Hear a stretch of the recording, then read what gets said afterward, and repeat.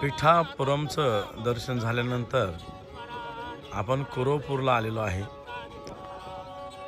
ही कृष्णा नदी आपल्याला पाहायला मिळते। आता पाणी नाही, मार्च, एप्रिल, मे आणि जून या 3-4 महिन्यामध्ये नदीचं पाणी आटतं।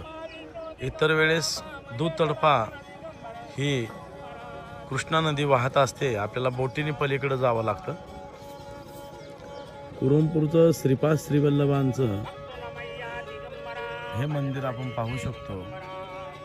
आता आपल्याला चालत चालत आता ही जी मंडळी या ठिकाणी इथली स्थानिक लोक आहेत, हे थोडेसे पैसे घेऊन आपल्याला पलीकडं रस्ता दाखवतात। तर आपण आता ही कृष्णा नदी पायी पार करत करत जवळजवळ 20 ते 25 मिनिटे आपल्याला लागतील। आपण जाऊया। या ठिकाणी मंदिर आहे, राहण्याची सोय आहे भक्तांची। गाडी आपण या ठिकाणी पार्किंग करून आता पलीकडं कृष्णा नदी पार करून कुरोमपूर या बेटावरती, किंवा इथले लोक कुरगुड्डी असं म्हणतात, आपण तिकडे जाऊया। श्रीपाद श्रीवल्लभांचा जय जयकार असो। कुरोमपूरच्या नदीमधनं मार्ग काढत काढत आम्ही आता चाललेलो आहोत। काही ठिकाणी पाणी आहे, काही ठिकाणी कोरडे आहे, परंतु हा जो मार्ग आहे येथील स्थानिक लोकांना बरोबर घेऊनच मार्ग काढायला लागतो। परंतु एक विशेष असे आहे की आमच्याबरोबर रस्ता दाखवायला एक श्वान देखील आलेला आहे। श्वानाच्या मागे मागे चाललेलो आहोत।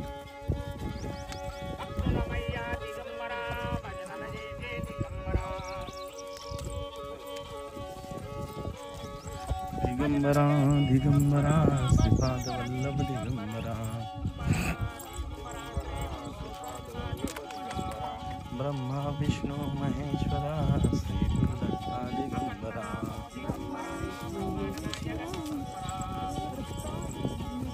दिगंबरा दिगंबरा श्रीपाद वल्लभ दिगंबरा।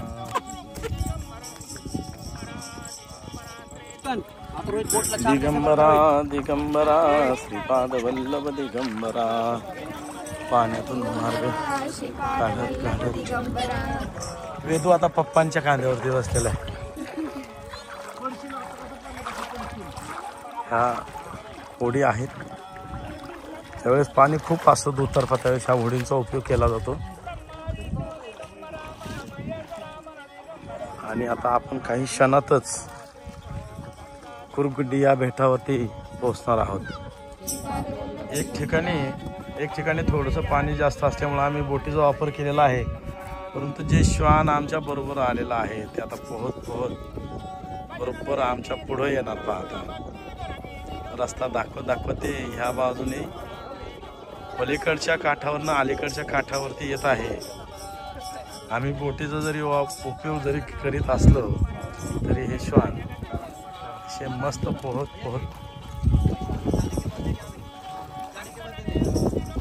आला, आमच्या बरोबर पुढे येणार आणि त्याच्या मागे मागे आम्ही जाणार। दिगंबरा महेश्वरा मन दिगंबरा दिगंबरा श्री गुरुदत्ता दिगंबरा।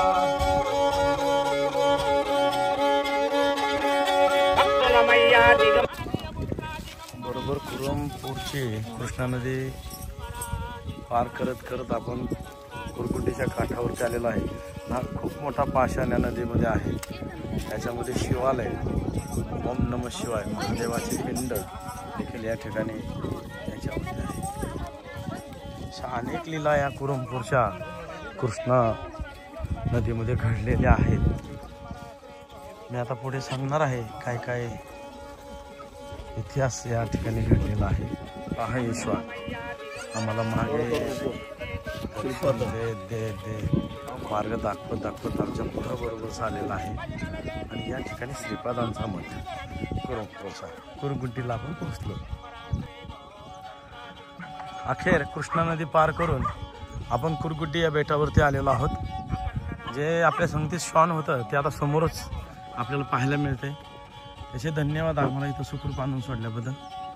आणि हा कुरगुंडीचा हा मठ श्रीपाद श्री वल्लभ श्री क्षेत्र कुरमपूर. काही क्षणातच आपल्याला आपण ज्याची आतुरतेने वाट पाहत होतो असे श्रीपादांचा हा मठ या ठिकाणी आपल्याला पाहायला मिळतं.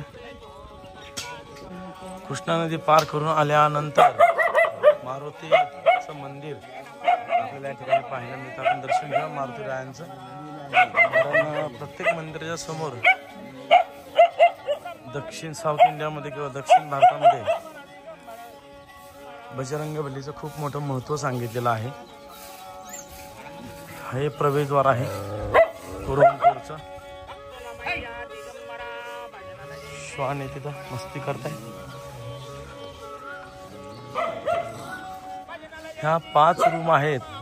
आपल्या पुण्यातीलच बरेचसे भक्त एकत्र येऊन ही जुनी बिल्डिंग होती. ही बिल्डिंग काढून नवीन बिल्डिंग बांधण्याचं खूप मोठं पुण्याचं काम त्यांनी या ग्रुपच्या माध्यमातून केलेलं आहे. आता आपण आतमध्ये प्रवेश करूया. आतमध्ये प्रवेश केल्यानंतर औदुंबर, पिंपळ, कडुलिंब, गुरुदेव दत्त श्रीपाद राजम शरणम प्रपद्ये.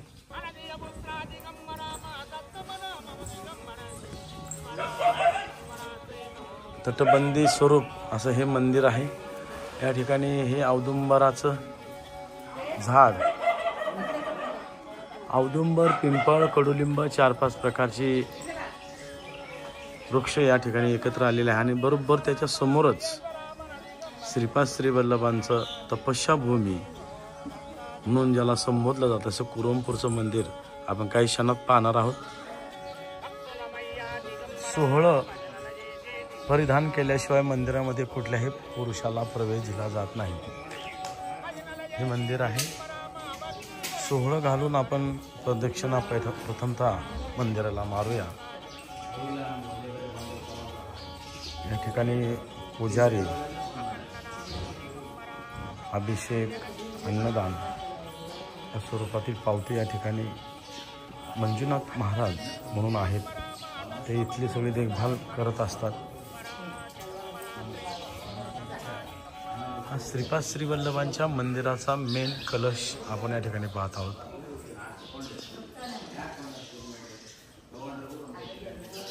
समोरच पिण्याचं पाणी पारायण करण्यासाठी खूप मोठा हॉल या ठिकाणी बनवलेला आहे. या मंदिराचे पुजारी या मंदिराच्या अवतीभोवती त्यांचं निवासस्थान आहे. आपण त्यांना फोन करून जर आलं पारायणासाठी तर ते आपल्या राहण्याची, जेवणाची व्यवस्था देखील करतात. प्रदक्षिणा मारून आपण मंदिरामध्ये आता प्रवेश करणार आहोत.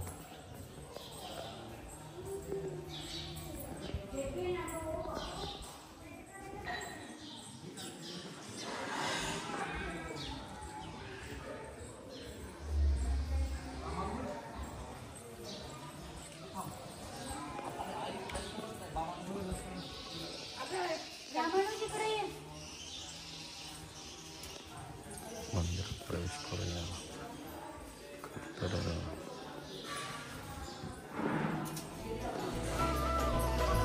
त्रिगुणात्मक त्रैरूपी मूर्ती तुझी देवा, संकटी संरक्षी स्फूर्ती तुझी, वात्सल्य मंगल छाया तुझी देवा, आम्हावर आईची माया तुझी.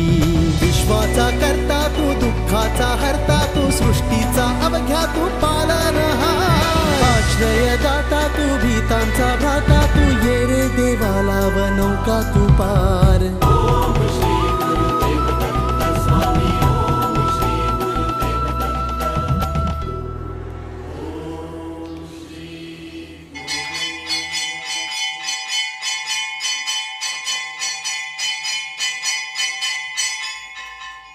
पुत्रा दिगंबरा मा दत्तमना मम दिगंबरा मरा दिगंबरा श्री गुरु दत्ता दिगंबरा. जय नम दिगंबरा श्री गुरु दत्ता दिगंबरा.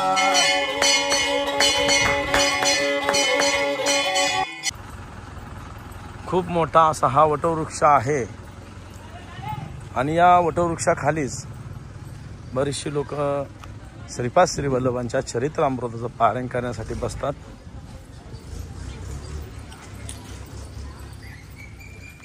तपोभूमी, ज्ञानभूमी आणि कर्मभूमी म्हणून देखील या कुरमपूरला संबोधलं जातं. आपल्या मनातील सर्व इच्छा मनोकामना पूर्ण करण्यासाठी लोक या ठिकाणी येतात आणि श्रीपाद श्रीवल्लभ त्यांच्या सर्व इच्छा पूर्ण करतात. श्रीपादांचे भक्त रविदास हे श्रीपादांचे वस्त्र धुण्याचे काम करायचे, परंतु श्रीपादांनी त्यांना बिदरचा राजा बनवलं.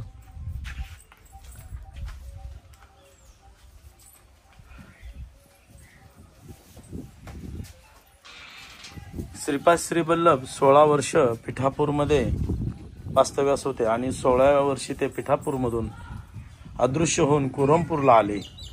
कुरमपूरला त्यांनी जवळजवळ 14 वर्षे वास्तव्य केलं.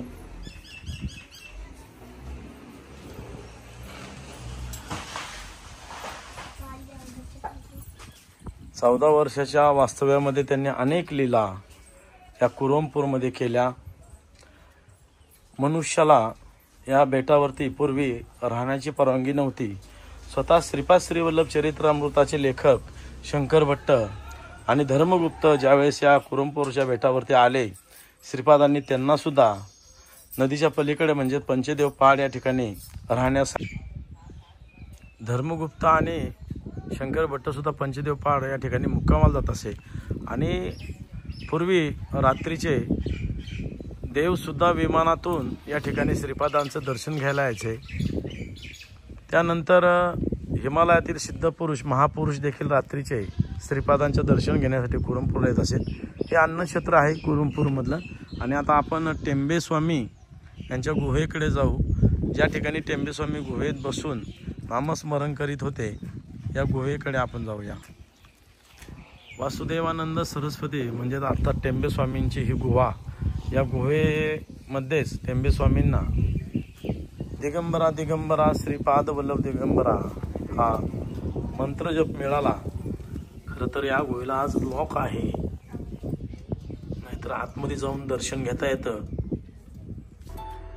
कुरमपूरमधील या कृष्णा नदीचे वैशिष्ट्य खरं तर भरपूर आहेत. पहिल्या अध्यायात व्याघ्रेश्वर शर्मा ज्यावेळेस त्यांना चिंतन करून करून त्यांना वाघाचं रूप प्राप्त झालं होतं आणि ते ज्यावेळेस श्रीपादांना भेटायला कुरमपूरवरती आले, तर श्रीपाद त्यांच्या पाठीवरती बसून या कृष्णा नदीमधून कुरगुड्डीला गेले. त्यानंतर रोज सकाळी श्रीपाद सूर्यनमस्कार घालण्यासाठी पलीकडच्या बाजूने पंचदेव पहाडच्या बाजूला येत असत. 33व्या अध्यायामध्ये आहे की खडकावर उभे राहून श्रीपाद सूर्यनमस्कार घालीत असे. उन्हाळ्याचा झळाया खूप असल्यामुळं तुम्हाला ती छाया या शिळेवरती दिसते का नाही मी सांगू शकत नाही, परंतु दिसते बघा. आता या इथले स्थानिक लोक आहेत, पाणी मारतात. पाणी मारल्यामुळे आता छाया एकदम स्पष्ट स्वरूपात दिसेल. आणि ही छाया पाहत असताना किती आपलं पुण्य आणि भाग्य आहे बघा की श्रीपाद ज्यावेळेस सूर्यनमस्कार घालायचे ती ही शिळा आपल्याला पाहायला मिळत आहे. खरं तर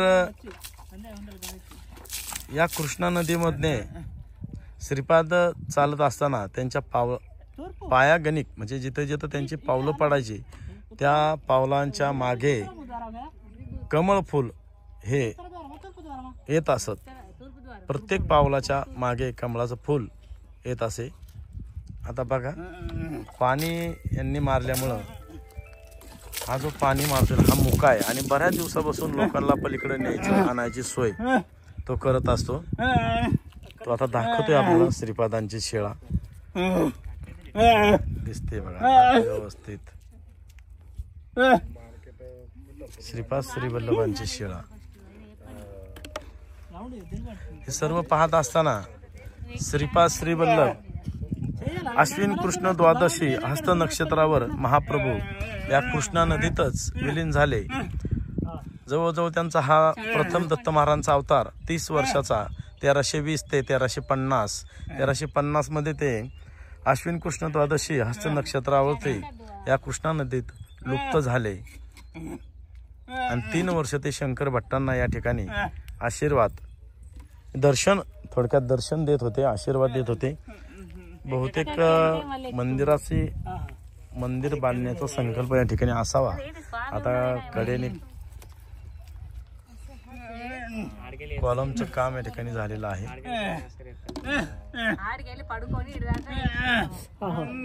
समजाय समजाय पुत्रा दिगंबरा मा दत्तमना मम दिगंबरा दिगंबरा श्री दत्ता दिगंबरा